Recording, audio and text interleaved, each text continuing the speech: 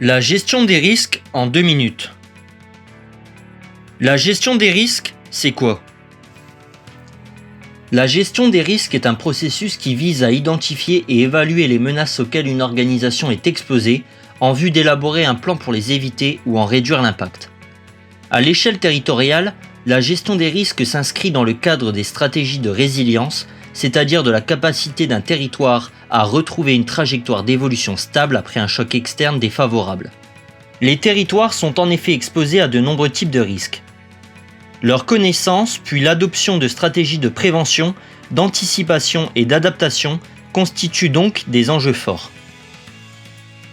La gestion des risques, pourquoi? La gestion des risques a pour objectif final la protection des populations, des infrastructures et des biens, ainsi que de l'environnement.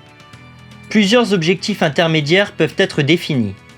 L'évolution de la planification urbaine et de l'aménagement du territoire, la sécurisation des infrastructures essentielles, l'impact sur les comportements individuels et collectifs. L'enjeu est de diminuer le niveau de vulnérabilité du territoire. La gestion des risques, comment?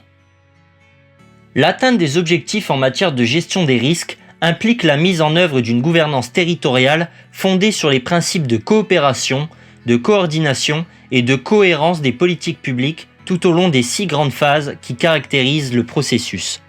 Le diagnostic, l'élaboration des plans d'urgence, la planification de long terme, l'entraînement, la gestion de crise, les retours d'expérience.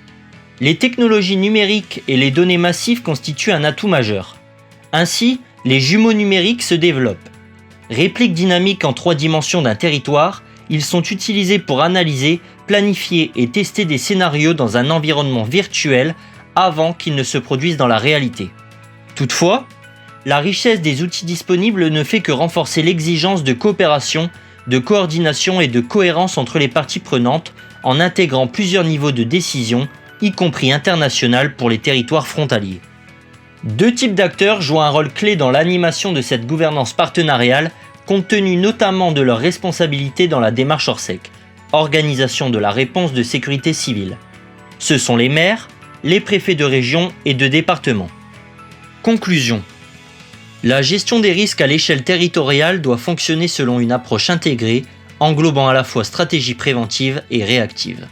La coopération et la coordination entre les acteurs, plus que les outils technologiques, sont indispensables pour atteindre les objectifs. Malgré ces premiers éléments, plusieurs questions restent à approfondir. Comment dépasser le prisme sécurité civile et la segmentation entre différents types de risques pour favoriser une vision globale de la résilience territoriale?